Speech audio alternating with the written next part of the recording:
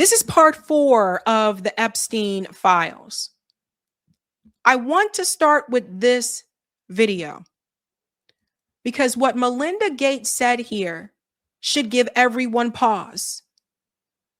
If she was able to get this feeling the very first time, and apparently last time that she met Jeffrey Epstein, it makes you wonder, why didn't anyone else get that same feeling? Let's get into it here, ladies and gentlemen. This is a couple years ago. Listen to what Melinda Gates said. You know, it was also widely reported that Bill had a friendship or business or some kind of contact with Jeffrey Epstein, and that you were not, that was very upsetting to you. Did that play a role in the divorce at all in this process?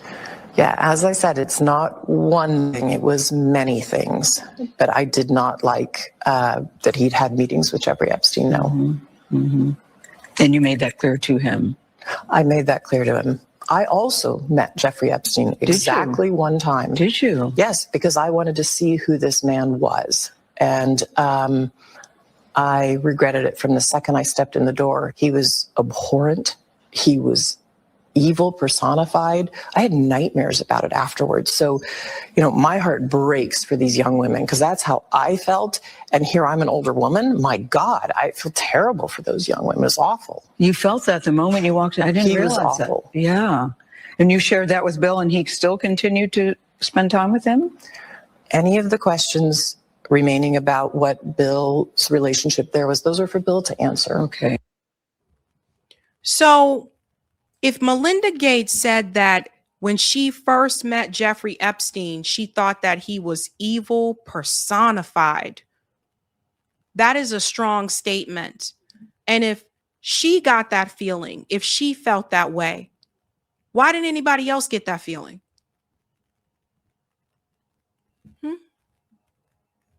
We talk about evil personified, and I want to take you to something that was said a long time ago.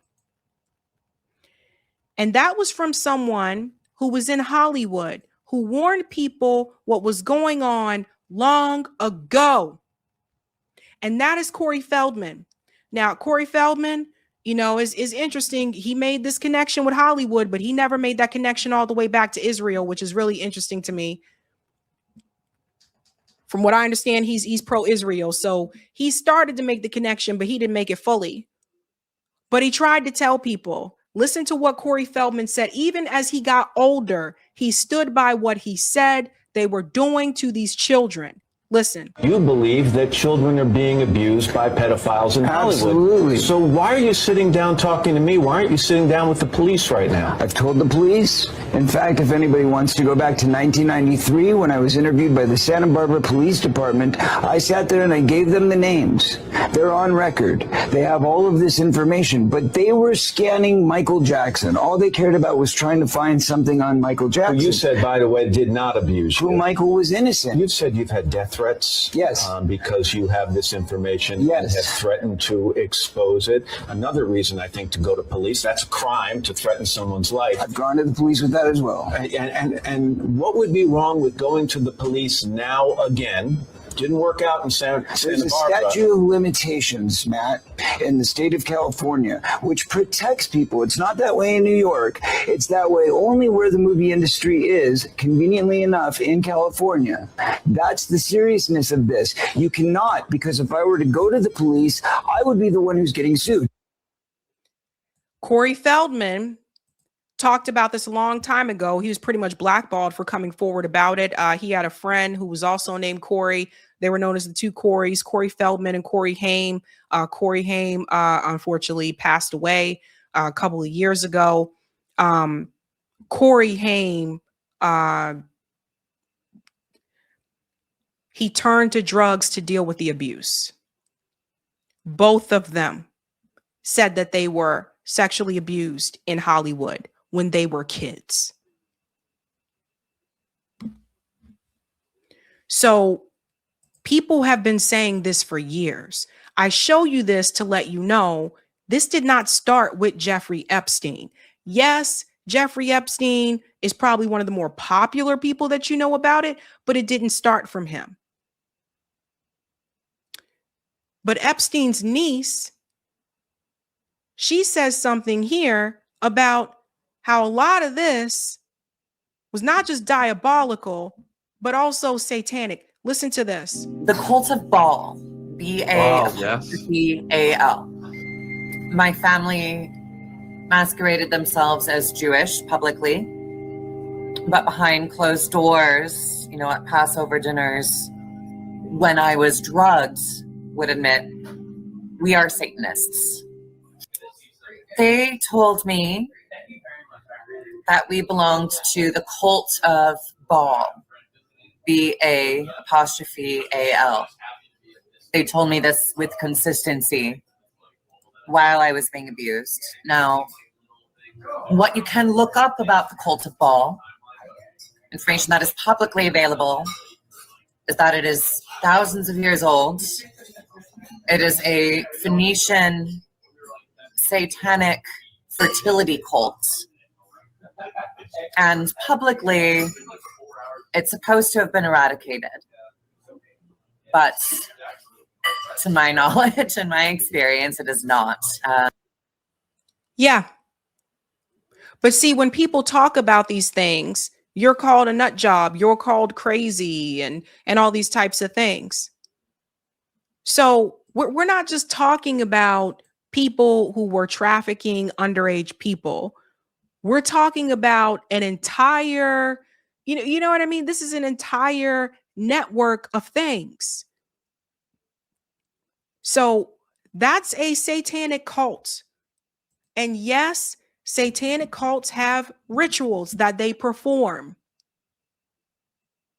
And I look back sometimes and I think if people would have listened to Corey Feldman, if they were to listen to some of the people who did come forward at that point in time, a lot of abuse could have been prevented. But the way that I kind of see it, a lot of those people were complicit. They were a part of the problem. You can't tell me some of those producers and directors and studio owners didn't know these things were going on. There was also a CIA whistleblower who also came forward. His name was Robert Steele. He is long gone with us now. He also talked about these trafficking issues long time ago. Listen to this. This is bred by families as a cash crop. We have people in the United States of America that breed children in order to sell them. And when they are sold, they come without birth certificates, which means it's easier to kill them and have no one ask where they are. We're also importing children by the plane load. Again, children who have no documentation. It's not just child slavery or child sex abuse. It's also child torture, because you have adrenalized blood. You have the whole blood drinking ceremony of the satanic world.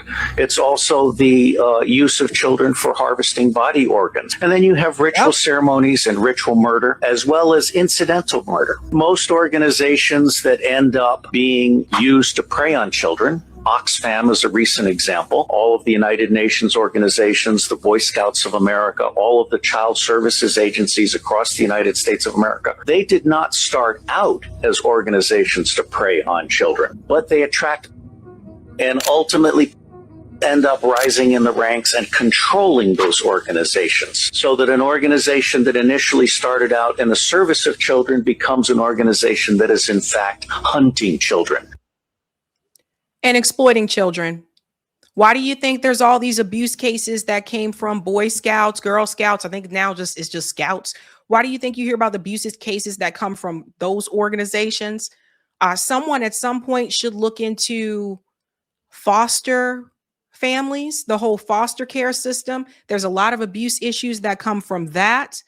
And it's interesting when he mentioned the whole ritual part and he talked about drinking like the blood and stuff like that. You know who said publicly that they do the drinking of the blood? Actress Megan Fox. Actress Megan Fox is on video, on interviews talking about this, where her and I guess this is when she's with Machine Gun Kelly or whatever, they do this ritual where they do drink each other's blood or whatever. It's just weird.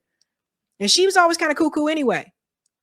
But I mean, this information is not hidden. It's just that when people talk about it, then you're called crazy, nutso, and all that type of stuff. This guy died. He was looking into a lot of this stuff. He focused on trafficking of children and abuses and all those types of things. To show you how bad these files have been, since I said this is now part 4 for the Epstein files, they're already removing information. I guess it's a good thing we made those videos. Right now, as you'll see, over 460 Epstein files on Trump are removed. Yes, that one too.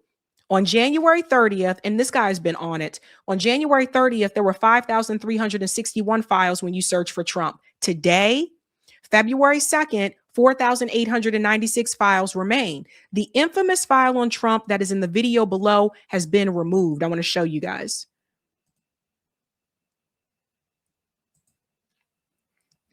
Remember this file here, the one that was in the first Epstein file video I covered this past week. It was all highlighted yellow. That was all, a lot of that was about Donald Trump. Okay, watch this. Wait for it.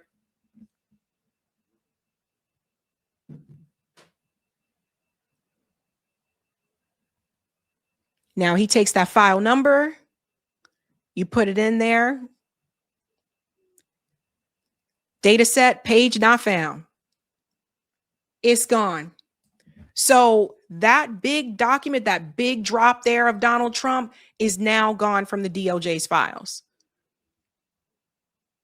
So again, covering and protecting Donald Trump. We have another piece of information that dropped in the Epstein files. This one is wild since we were talking about the sacrificing of people and all that types of stuff. Check this one out. Shout out to James Lee for this one.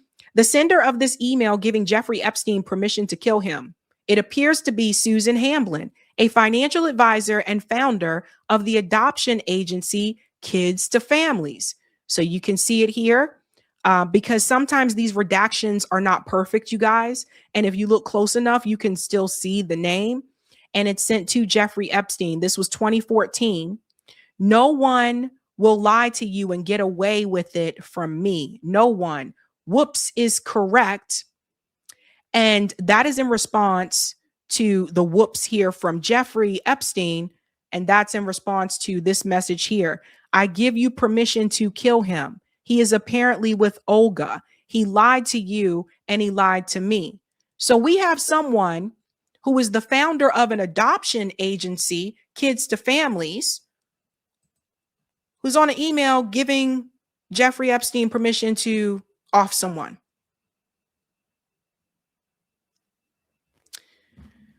People need to look into these adoption agencies too, to see what's really going on. But people think you're crazy when you talk about this. We have argued before on the show whether or not Jeffrey Epstein is even still alive. I mean, none of us believe that he offed himself.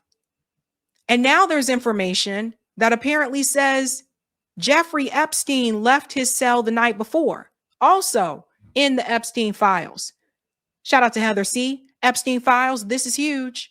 The individuals who anonymously posted on 4chan the morning of Epstein's death, August 10, 2019, claiming he witnessed weird happenings at the prison before Epstein's death had been identified in the Epstein files.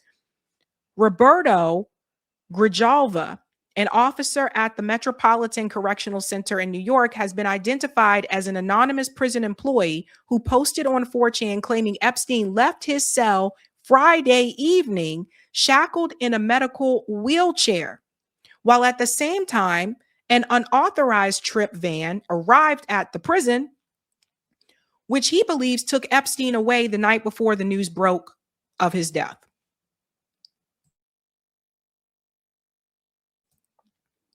Thank you, Louisiana. Grijalva, thank you.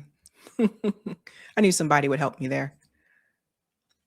The day after Epstein's death, U.S. Attorney Jeffrey Berman of the SDNY opened a grand jury proceeding and subpoenaed 4chan, Apple, AT&T, and Citibank for their records, aiming to uncover Grijalva's identity following the anonymous 4chan post. His name is not redacted on his bank records included in the SDNY subpoena response from Citibank for his 4chan post. and ties to the same prison officer, Roberto Grajava, whose statements were released as part of the prison investigation into Epstein's death. This is huge. We now have validation. The 4chan post from August 10th, 2019 is a legitimate eyewitness account from an MCC prison officer that Epstein may have been switched out before the news broke of his alleged untimely offing. Here's images here. Highlighted here. You guys, I'm shaking right now, but I think they switched him out. The trip van did not sign in, and we did not record the plate number, and a guy in a green dress military outfit was in the back of the van, according to the tower guy who let him through the gate. You didn't hear about corporate media talk about this. Again, see the information that's coming out now? There's a comment here, not saying anything after this. Please do not try to dox me. But last night after 4:15 count, they took him medical in a wheelchair, front cuffed, but not one triage nurse says they spoke to him. Next thing we knew, a trip van shows up. I mean, people have said this before, and they said, how do you even know that Jeffrey Epstein is dead? I mean, we really don't know. Honestly, we really don't. But that's interesting, isn't it? Jeffrey Epstein, another thing that was revealed here, him and Ghislaine were dirty, nasty, sick people. Epstein and Maxwell buried 2 foreign kids who were strangled to death during rough sex. Actually, let me keep it like this because it's larger this way. This is from Edie, Oregon. Let's go down here. Subject, Jeffrey Epstein. Edward, this is sensitive, so it will be the first and last email depending on your discretion. You can choose to take it or trash it, but this comes from a person that has been there and seen it all as a former staff at the Zorro. So remember, Jeffrey Epstein had multiple properties. One of those was also that Zorro Ranch. So this is taking us back to the Zorro Ranch. It goes on to say here, the material below was taken from Jeffrey Epstein's home as my insurance in case of future litigation against Epstein. Sorry, no questions. What is damning about Jeffrey Epstein is yet to be written. Did you know somewhere in the hills outside the Zorro, 2 foreign girls were buried on orders of Jeffrey and Madam G, this is Ghislaine, both died by strangulation during rough fetish sex. And then apparently they shared video footage because they said, here are the video footage of Jeffrey Epstein. And they had links at some point, which obviously, you know, we don't have here. But one of them even said that there was the video of him with a minor. This was 2019.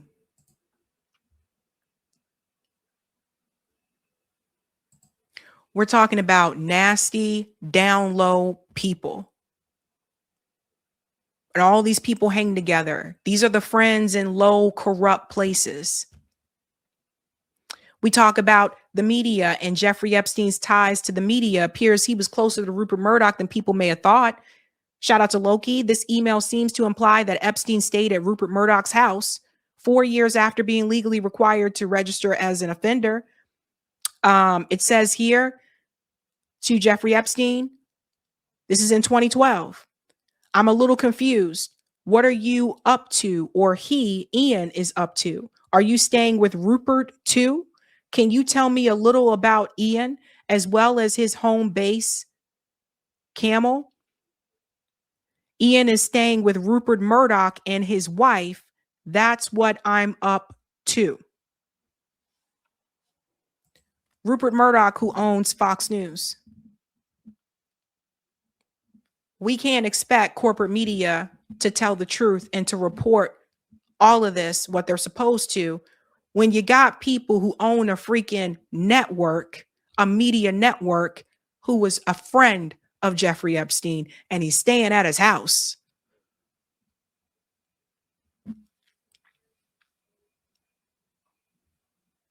So these are things that you need to pay attention to. Again, email there. Let me go to the next one.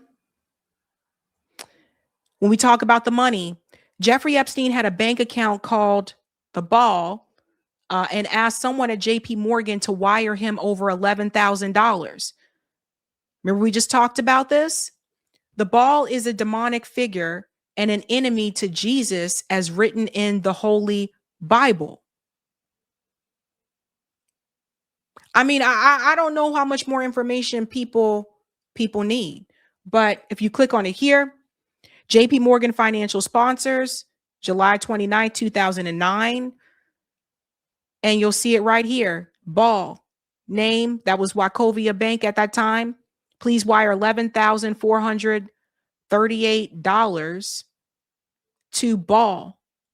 I mean, it's there. It's one of those things like it's there. It's out in the open, but obviously we wouldn't have known. We wouldn't have been able to see this type of information, right? Like what someone's bank account was named.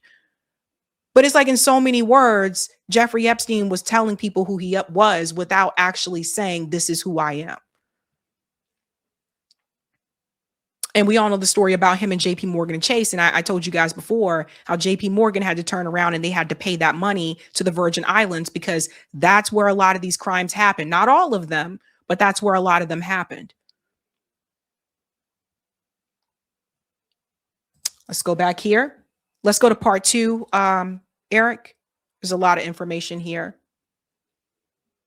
Now, some of the files that come through, as I said before in the other videos, some of the files that come through, some of them were tips, some of them are, like emails, etc. But we're just going through what's in the files.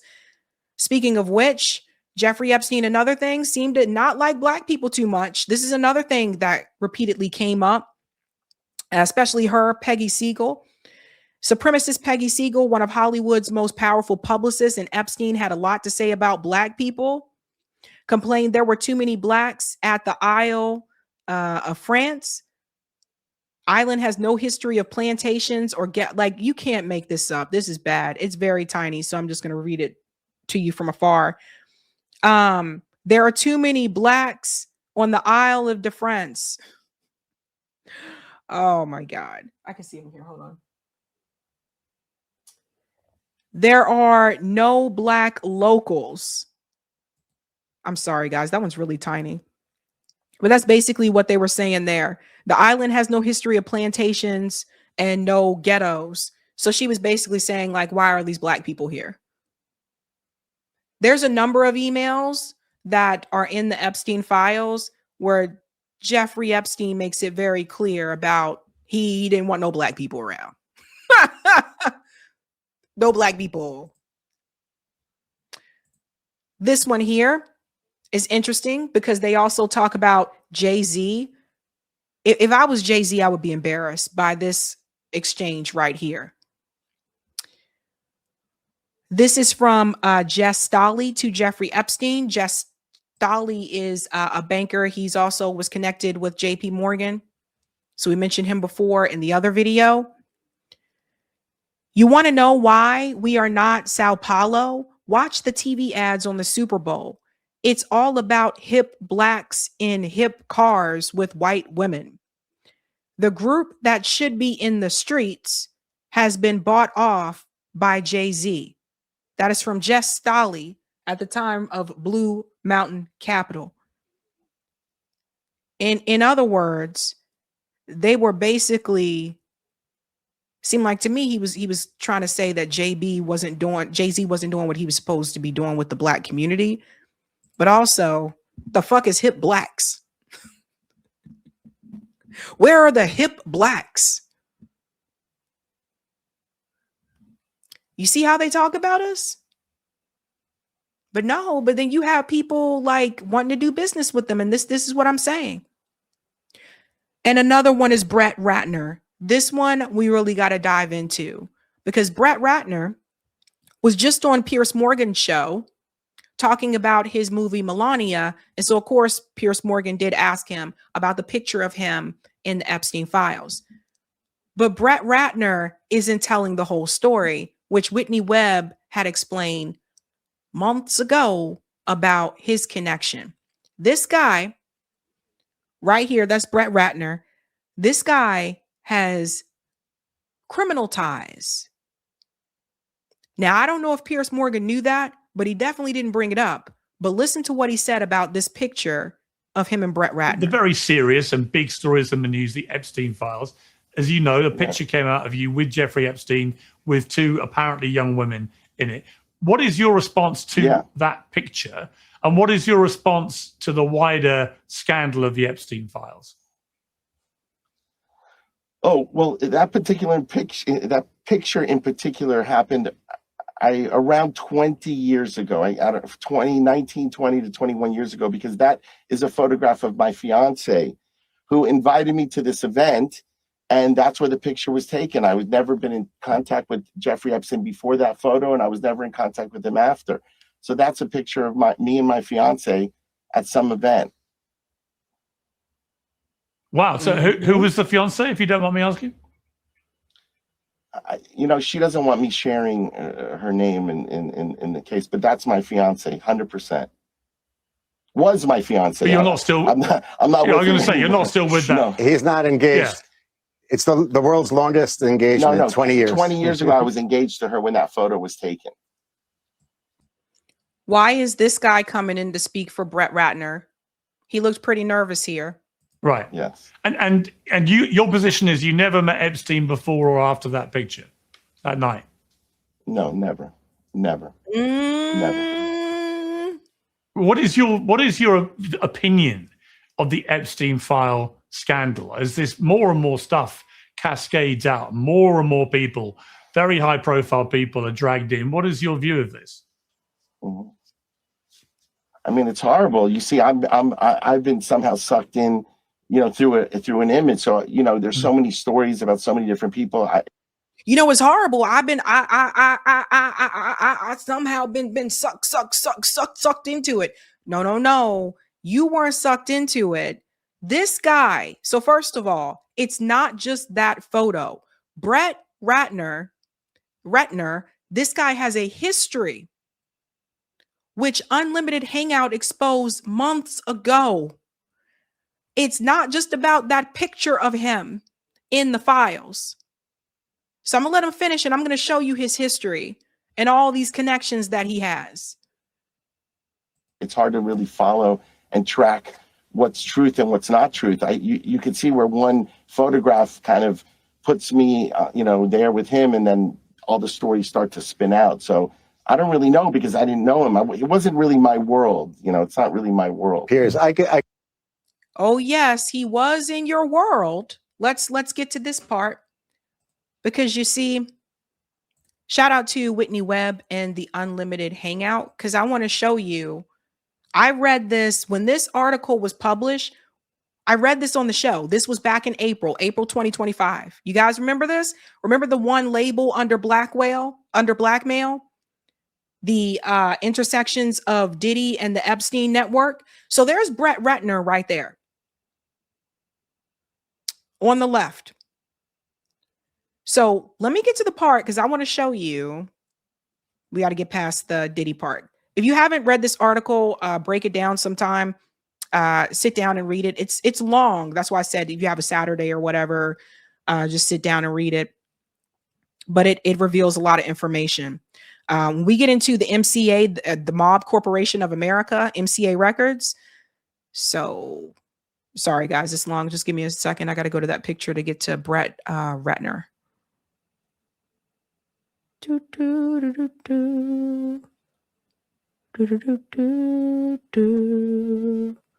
It's a lot of people mentioned in here. And there's Clive Davis. I want to make sure I didn't miss it. I'm sorry, guys. I should have had this in the spot already. Of course, Clive Davis is in here. I didn't realize how far down I went last time for this one. There it is. Okay. That's Brett Ratner right there on the left. That's Michael Jackson, and that's Diddy. Okay. Brett Ratner is not just some guy who made Melania's documentary that just came out. And at this time, let me just go down here. Malnick's own protege, his adopted son, Brett Ratner, claims to have also fostered a close relationship early on with Mayor Lansky himself. In a 2011 interview, Ratner stated the following: "I grew up on Miami Beach. I lived on Collins Avenue at the Courage House, 54th Street, sorry. And 2 doors down was the Imperial House, where every day after school, I would ride my bike and I would walk down the street with an old man who would walk his dog. We'd walk together, blah, blah, blah. I didn't realize it until I was in line at the supermarket with my mom and I opened up Rolling Stone and saw his picture on the back. It was Mayor Lansky's obituary. Everybody thought it was weird because he was 80 and I was 12. He was the biggest gangster in the world, and he was like my best friend as a kid." But according to Brett Ratner, he told Piers Morgan he didn't grow up in that world. There's more as we go on here, because he's trying to act, all innocent there.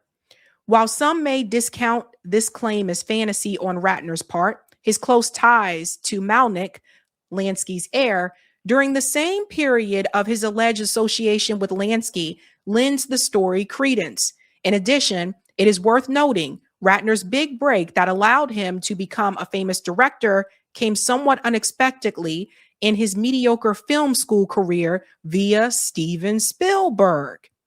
As previously noted, Spielberg was a protege of Wasserman and Scheinberg of MCA, a company with significant mob and intelligence affiliation, while Wasserman himself was connected to Lansky's network via his longtime tie to Lansky associate Mo Dalitz.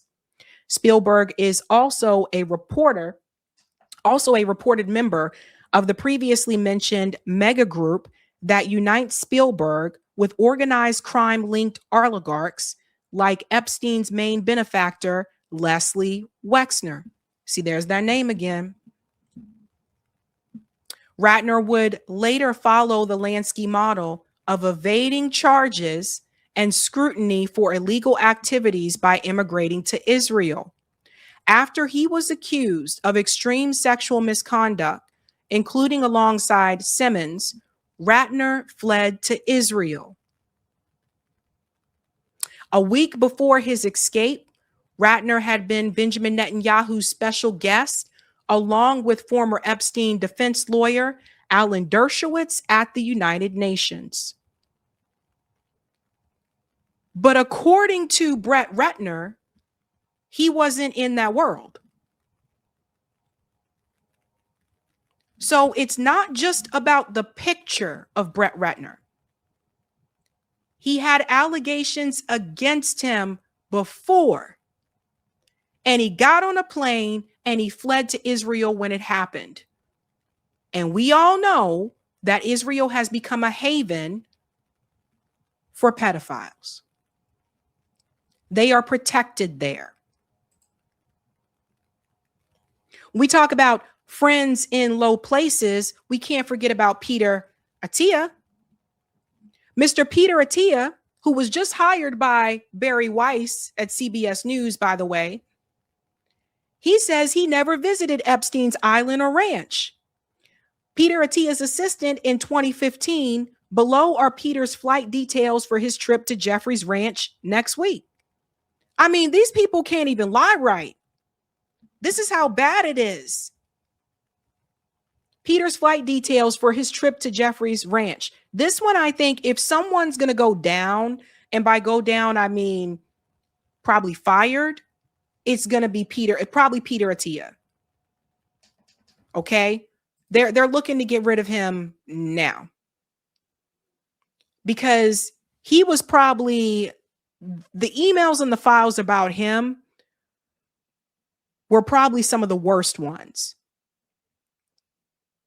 This guy here kind of laid it out. I thought this was pretty funny. I want to understand more about living. Don't care. Hey, Dr. Attia, Mr. Celebrity Doctor Longevity Guy. Why are you listed in the Epstein files emailing with Jeffrey Epstein in 2016 talking about pussy being low carb? What is the fresh shipment you were emailing Epstein about? Why did you tell Epstein the biggest problem with becoming friends with you? The life you lead is so outrageous, yet I can't tell a soul. And while your son was in the hospital, You were in Manhattan, chilling with Epstein. You're cooked, bro. CBS is probably going to fire you. And we'll see what happens as your job of chief science officer of this shitty protein bar company. Don't buy these. They sucked.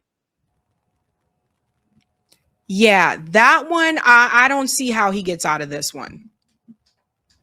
He's probably going to be fired. If I had to pick someone that's probably going to be fired, it's probably going to be him. And that makes you question things around Barry Weiss, right? Why is it that Barry Weiss, why is she hiring all these people that's mainly pro-Israel? And she got an answer for that. She brought him in. Oprah's guru, apparently, they got emails of him in the Epstein files. Oprah's approved spiritual guru, Deepak Chopra, is one of them. This is what he wrote to Jeffrey Epstein. I don't know. The tiger is bringing me to places I had abandoned. It looks like the MGH Harvard Chopra Mind Brain Institute will actually happen, which means riding the tiger even more. I wanted validation from scientists. Some is happening and some will remain ever skeptical and condescending. Suddenly, it does not feel important. What do I enjoy most? I don't know that I can really say. My biological needs are met occasionally, but that too, it seems I've been there, done that. I have 3 more books to write, and then we'll be done with that as well. I will be going for 1 week silence at the end of this month with a small group. Maybe some more clarity than I do enjoy the company of younger, intellectually sharp and self-aware women and love to engage with them to inspire and stimulate them. Well, and this is not the first person that Oprah has had as some type of spiritual guru that's end up in some type of abuse situation with younger girls. Have at it. We have seen this before. I forget the other guy's name. We talked about it before on the show. The other guy that she told people to go to. He's supposed to be some spiritual guru, and it turns out he was abusing those girls. You can't trust these people. The other one here I thought was interesting. Peter Thiel is also throughout the Epstein files. Epstein to Peter Thiel. Here we go here.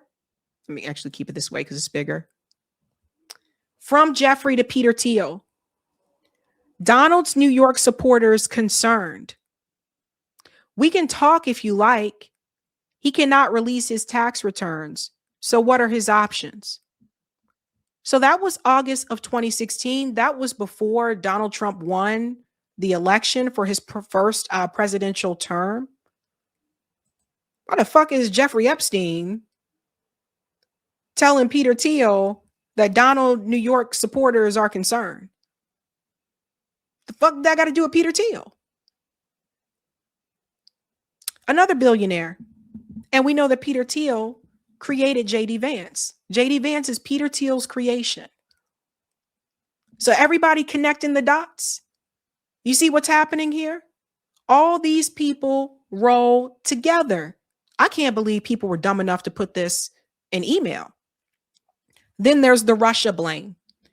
Corporate media is now trying to find ways to say that Jeffrey Epstein was basically a Russian asset, that he was working for Russia, when every damn thing in the files shows you that Jeffrey Epstein was clearly Mossad. Jeffrey Epstein said so himself in other correspondence that he was representing the Rothschilds. It's very clear, but corporate media is saying that, oh, he must have been a Russian agent.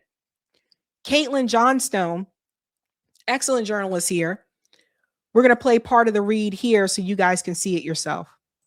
The Western press are trying to spin Epstein as a Russian agent. Epstein documents have been confirming for months that he was clearly and undeniably an Israeli intelligence operative, which the latest round of releases have strongly reinforced. So, naturally, the Western media are running with the story that Epstein worked for Vladimir Putin. A new Daily Mail article is headlined, "Epstein's Sex Empire Was KGB Honey Trap. pedophile financier, had multiple talks with Putin after conviction, with Russian girls flown in to harvest compromat on world-famous figures. The Daily Mail is owned and controlled by billionaire British aristocrat Jonathan Harold Esmond Vera Harmsworth, 4th Viscount of Rothermere, who was the subject of a recent Guardian article titled "Move Over, Murdoch. Will Lord Rothermere be Britain's most powerful media mogul?" A headline from The Telegraph blares, "Epstein's links to Putin and Kremlin spies raise fears he was a Russian agent." You guys get the point. So they're already trying to spin the narrative that he was actually working for Russia when every damn thing in the files show you he was working for Israel. This is how bad it is. This is why you guys had to come to independent media to find out more information. That's how low they're willing to go. Clear as day. Epstein, I represent the Rothschilds. Media, Epstein represent Russian. Clear as day. As you probably know, I represent the Rothschilds. But when you look at the titles, the headline, The Telegraph, Epstein links to Putin. Daily Express, Epstein files show Putin Russian spy links. Anyone but Israel. Epstein had friends in low places, but so did Donald Trump. And you'll see also in these files, Kevin Warsh partied with Epstein and Maxwell. Now he is head of the Federal Reserve, thanks to Trump. So you see this announcement that was just made. We got to follow the dots. All these rich, corrupt people, they all roll together. In fact, the more corrupt they are, it seems like the faster they climb the damn ladder. It was announced here. Kevin Warsh is the right man for the job. And there he is. There's Donald Trump handing it right over to him, right? Kevin Warsh. I mean, we got to follow this stuff. Let me show you the first one. Tuesday, December 1st, 2010. Here is the list I just sent to Harvey. How many people are with you tomorrow? So let's look at this list here. Please look this over. I think Roman's boat is bigger than Ron Perlman's. Wow, this is how these people are rolling. There's Kevin Warsh. So again, it's not like Kevin Warsh worked hard. He was in the club.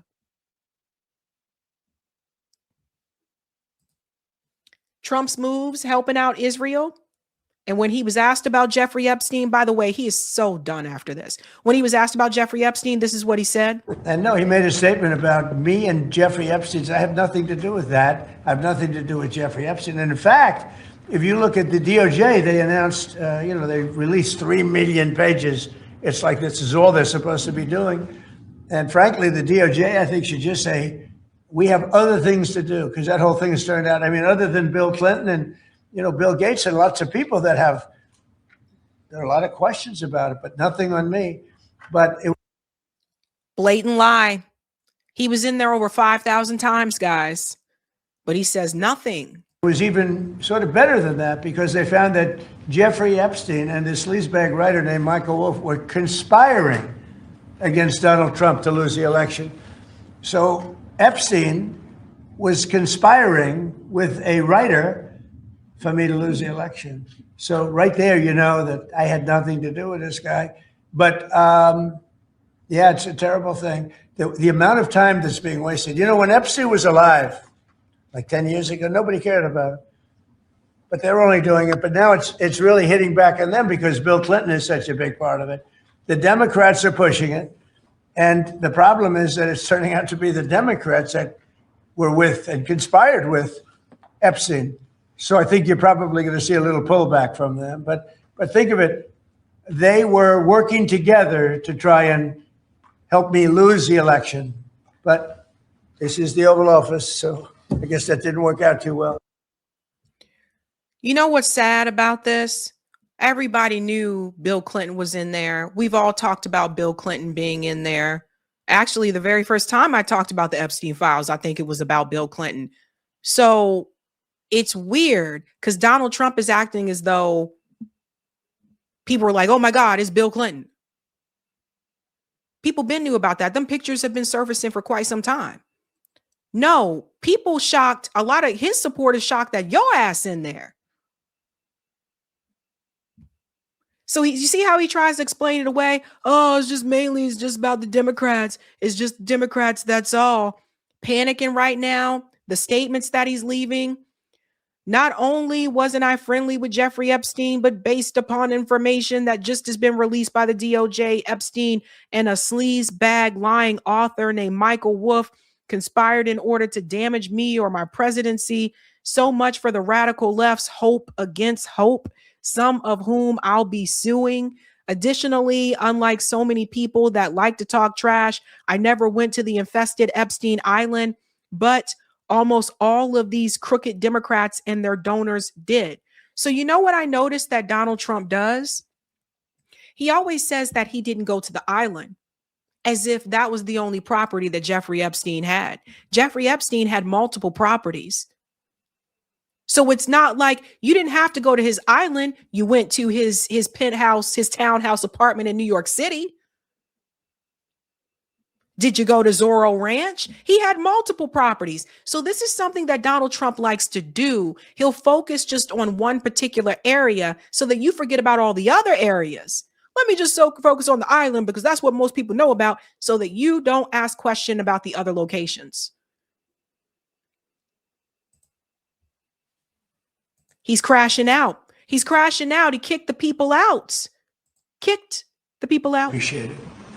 Thank you, please. Thank you. Mr. President, can you respond to the new Fox poll that says people think ISIS tactics are too aggressive? Thank you guys. Thank you guys. Thank you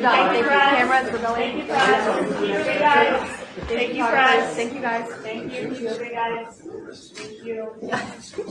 Are we gonna flip for this or what are we gonna do? What's crazy is you got RFK Jr. standing behind him there. RFK Jr.'s wife was in the ex-wife was in the Epstein files. Can we go to the next part? Eric was in the Epstein files where Jeffrey Epstein, I covered this in the other video.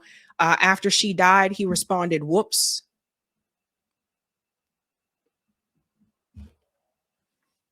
We go back to Elon Musk. Elon Musk, of course, was probably the first name that many mentioned about the Epstein files. Here is Elon Musk's daughter confirming that she and Elon Musk were at St. Bart's when the email from Elon to Epstein went out. Oh, it's really not looking good for Elon Musk. I'm just going to speak directly instead of being vague and cryptic. I can confirm we were in St. Bart's at the time specified in the emails, and therefore I believe they are authentic.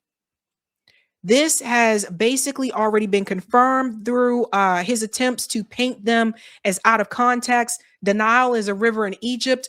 I knew nothing about the emails previously, so I'm learning about everything at the time as y'all.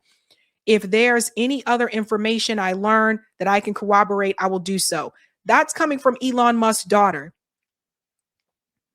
If you remember, Elon was begging to come to the island.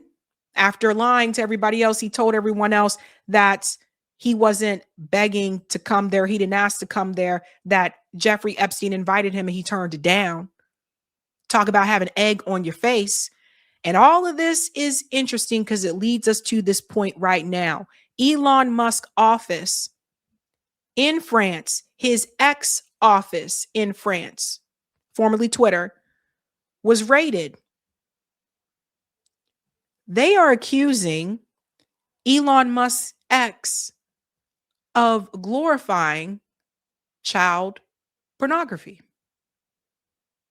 You see, it all comes full circle, ladies and gentlemen. This came out earlier today. Check this out. French prosecutors are searching X's offices in a probe into possible child abuse images and deepfakes. The preliminary investigation is looking into a range of alleged offenses by the social media platform, including spreading child sex abuse images. In a message posted on X, Paris prosecutor's office announced the ongoing searches at X's French offices, saying the goal is to ensure X complies with French law. The prosecutor's office also says it's leaving the platform and calling on its followers to join it on other social media. Let's bring in foreign correspondent. You guys see this? Tom Sufi Burridge for more on that. So, Tom, what's the latest on this investigation and where does it go from here? Yeah, so the cybercrime unit of the Paris prosecutor's office, Diane, this morning conducted a search of the offices of X in Paris as part of an ongoing investigation into the social media platform owned by Elon Musk.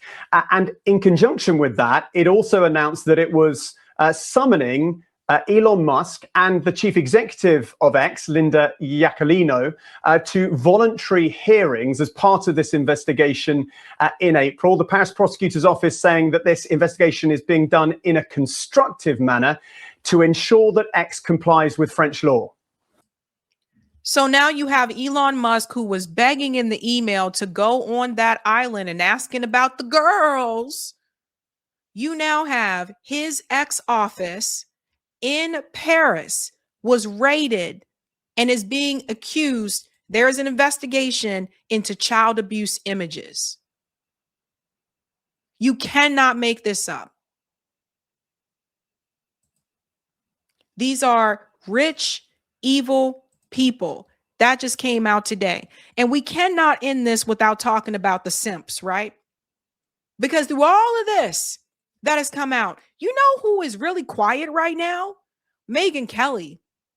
Megyn Kelly, who said, well, you know, Epstein, from what I understand, he was interested in girls that were, you know, like 15 and over. It's not like he was looking at people who were under 15, which was also disingenuous because she tried to make it seem like Epstein was the only one who was abusing these underage girls.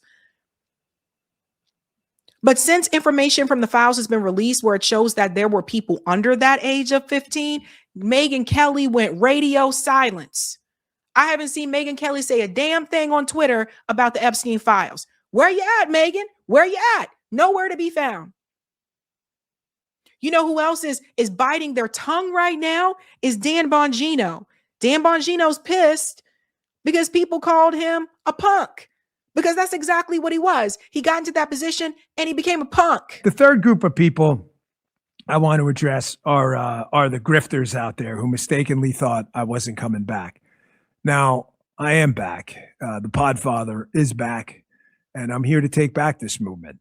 This movement's been hijacked by a small group of dipshits and bums and losers who are nothing but doomers under the frame of accountability. I'm all about accountability. I just showed you what we did or what we didn't.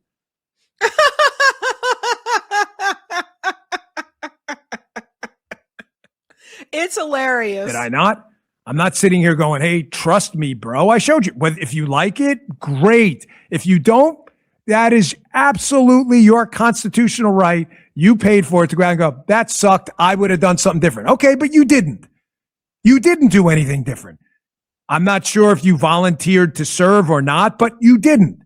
You sat in the front row with your popcorn, ankle biting, throwing this popcorn at the ring at two guys in there sparring away, fighting for this country while you did shit. You just talked about it. So you didn't do anything. Now, I'm back on the air. I'm not going to take on every single thing in one day in one show, but I'm telling you right now, your bullshit, I'm done with it. The grifter bums, all you guys are a class of doomers. Everything sucks all the time. You would have done it different. You didn't do shit. You did nothing. You didn't volunteer. You didn't ask. You didn't give up your show to do. You did nothing. All you did was bullshit people and say, nothing's happening. And then when we tell you, oh, it just happened, you move on to something else you say is not going to happen. And then when that happens, you move on to something else. You want to critique it, say you would have done better, step up. Step up. Go ahead. They got openings. You go try it. See what you're dealing with. You know, it got crazier because apparently during that stream, Dan Bongino was muting people if you mentioned the word Epstein. So something went wrong. You have been muted by the creator. This motherfucker called himself the Podfather.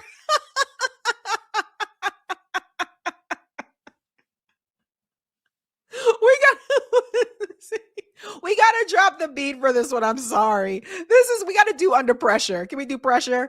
We're going to do Pressure for this one. This is bad. Let's see how you do under pressure. Let's see how you do under pressure.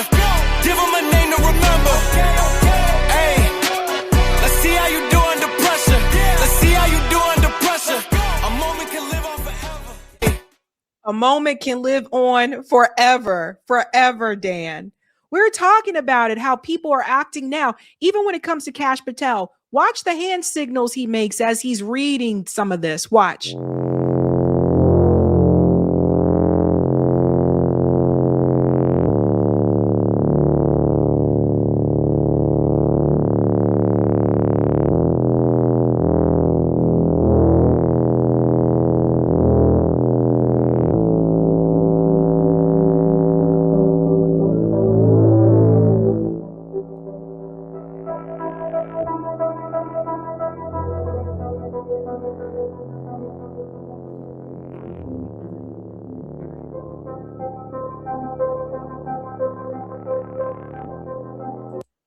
Did you guys see that? The hand gesture there? Yeah, they know that they fucked up. They know they know it. And it's just they lied. They lied to you, they lied to everybody to protect themselves. Now, I do want to show you this because what we have to realize is that at the end of the day, they don't need Jeffrey Epstein anymore. Do you understand what I'm saying? They don't need that anymore. We talk about friends in low places. They got Palantir now. In fact, Whitney Webb warned people about this when she was on Bad Faith podcast. Listen to this. But again, to bring it back to a question you asked earlier on about, Israel and blackmail, they don't really need blackmail anymore. And I argue at the end of my book that Palantir, Peter Thiel's company, really makes it so that, that's the new Jeffrey Epstein at the end of the day. If they want to blackmail you or know something about you, they just access what Palantir sucked up about you and your search history, your communications, your finances, tweets you've liked in the past, all sorts of things. You don't really need Epstein in the surveillance era, Do you think when they said tweets are private, it was just an inducement to get us all to like what we really want to like so they can hold it against us later? It's possible if they want to hold it against you later. The disturbing thing about Palantir is that it's really about pre-crime. They were the pioneers of predictive policing. They were originally, almost everywhere they piloted predictive policing had been low-income minority neighborhoods. Where they decide who's going to commit a crime before they commit it. I've been trying to warn people, right? So yeah, it's like Jeffrey Epstein served his purpose. He wasn't the first one. The trafficking thing has been going on for years. So it's not like there was no trafficking before Jeffrey Epstein. But he served his purpose. And now they have, Palantir, they have something else that they can use. So just because Jeffrey Epstein is not in that role anymore that we know of, just because he's dead that we know of, that doesn't mean that this doesn't still continue. And I think this is why I always say there's a difference between taking down a person and taking down a system, because people can be replaced. If this is new to you, if you're not as familiar with the Epstein stuff, I highly recommend that you go to unlimitedhangout.com. This is where Whitney Webb, a lot of her articles are here. You can find it, like, this goes way back. I think the earliest one is from 2021. So Whitney has been talking about this a long time. Back in May of 2021, she was talking about the Bill Gates connection with Jeffrey Epstein. So go to Unlimited Hangout and you can find a lot of those articles. You can also check out Whitney Webb's books that she wrote called One Nation Under Blackmail, Volume 1 and Volume 2. A lot of the things that you are seeing come forward in the Epstein files now were already mentioned in these articles or in her books. Now, there's been some things that I did not see that came forward recently, and I was like, holy shit. So we try to cover, as much as we can. And that brings me to this question. when people see things like this, you can't unsee it. Once you see just how twisted and dark the rich and the powerful can be, once you know, you don't forget it. So then the question becomes, where do we go from here? Guys, I'm going to tell you something that a lot of people don't like to hear. Voting is a tool in your toolbox, but it's not the only tool in your toolbox. Voting doesn't stop this. Because when you have two parties that are corrupt and corporate and they're paid for, look at how long it took for them to even bring some of the files forward. They've been had this information. So that's one tool in your toolbox. What has happened in this country over the years is that we stopped using the other tools as a nation. There are still people organizing locally. But it's almost like if there was an apple right in front of us and it looks nice and shiny, and then we slice that apple and we realize that it's rotten at the core. The core of the apple is rotten. So we slice around the rotten part of the core and we eat the part of the apple that is not rotten. That's what we've been doing. When we just say, I'm just going to take this tool of voting and I'm just going to hope that these people go into politics, they do the right thing and they fix all of this, you're just chipping around that rotten core. What we should have and what we need to demand is to have a shiny apple that we slice open and isn't rotten at the core. We deserve it and we need to demand it. I think we have been standing in the middle of the road and the bus is coming towards you.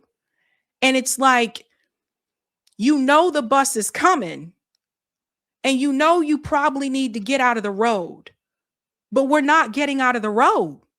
We're taking our chances. And I say this again, not to harp on people, but the way that you fight back against something like this is by building dual power. You fight back against something like this by organizing and building alternative systems. You cannot take down something like this in the system you are in because they're all complicit. The politicians are complicit. The billionaires, they're all in on it. They're the architects of it. So this is why I push mutual aid. We need a massive movement across this country, as large as the pro-Palestinian movement, even larger, that focuses on corruption and that focuses on class. We don't have that. That is part of the problem. Because you can go out here and vote for this person and vote for that person. Yeah, that's one tool. And that might give you some crumbs here and there, but they ain't gonna stop this shit. When I tell you it's a class war, this is what I've been trying to explain to people over and over again. The elites, they're at the tippity top. We're all at the bottom. You may think you're not at the bottom. 9 times out of 10, you at the bottom. Even people who are doctors and lawyers, you're still at the bottom when you compare them to these people. So we need a massive movement that focuses on key demands, and we need to get things better for us. But you cannot have a massive movement without mutual aid structures in place. So every month I teach mutual aid workshops because you just can't. The civil rights movement, they had mutual aid. The women's march, the women's movement had mutual aid. When all these employees go on strike, they have mutual aid. So they are able to eat, so they're able to pay their bills. But I'm here to tell you, and I'm warning you now, that this system, the way that it is not sustainable. It is us against them. And they can take all of us out very simply by using things like AI. We're just going to use AI to take your jobs. We're going to use Palantir to do pre-crime prediction. So you're going to get arrested for something that it predicts you might do, but you didn't do it. They have different ways of going after this. You see, we live in a country that even during a pandemic, they didn't even want to give y'all asses health care. I don't know what to tell you with that one. So it's very clear that you can't just rely on the tool of electoral politics. We have to organize. We have to mobilize, and start by doing that locally. Start working with people locally in your neighborhood, in your area. Look it up online. There are plenty of organizations that are around you. Start mobilizing and organizing with other people, because the reality is we continue to sit back, all these politicians and stuff. If things keep going the way they're going, these corrupt people are going to take us down. Billionaires have bunkers. We don't. I don't have no bunker. You got a bunker? They will continue to stomp on the working class. We're talking about a government that aided and abetted a genocide. You think they care about us? We're talking about a government that wanted to cover up for child sex trafficking. You think they're going to help us? The crimes of the empire come home.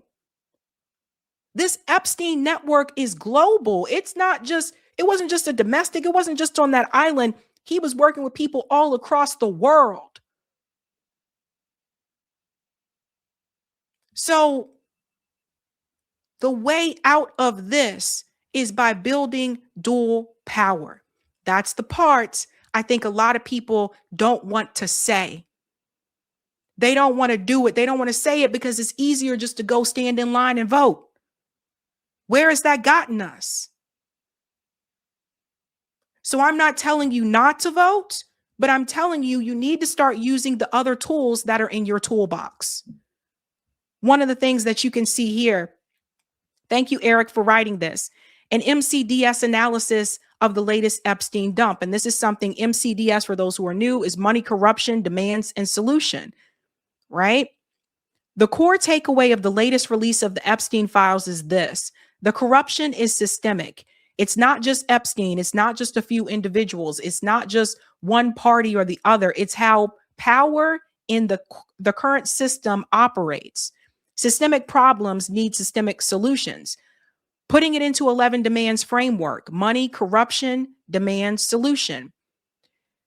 M is a small number of billionaires at the top call the shots, and they make sure the system operates in their interests. That's the money. The corruption.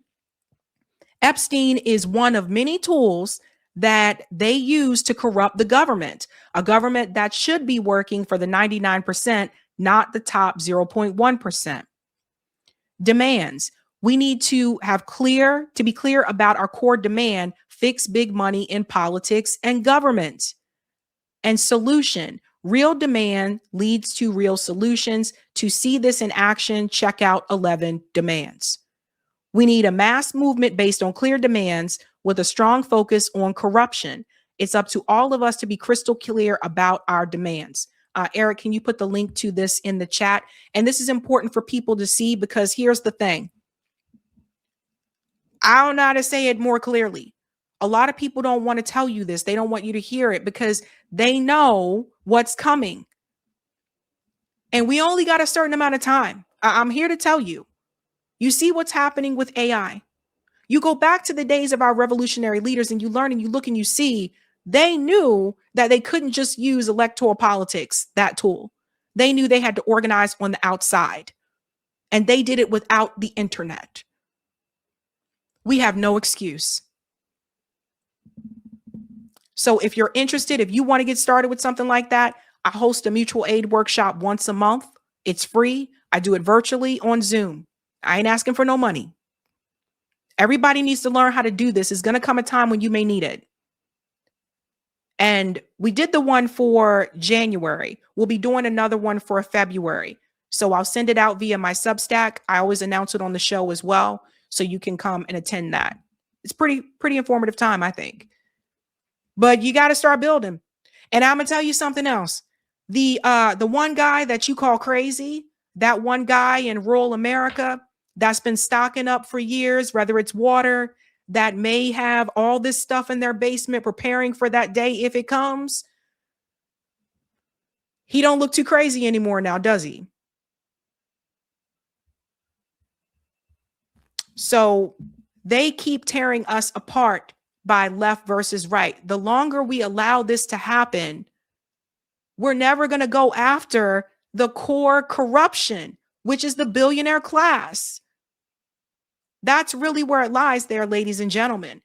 So as long as we keep focusing on left versus right, which is what they want us to do, and they've been doing a really good job of that, you'll always have people to keep the culture war going.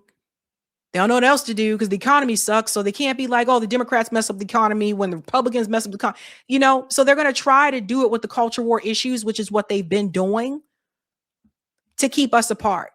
Nobody wants people to, a lot of people don't want to tell you this. The people who work for the DNC don't want to tell you this. The people who work for the GOP, they don't want to tell you this. At the end of the day, a lot of these people are friends.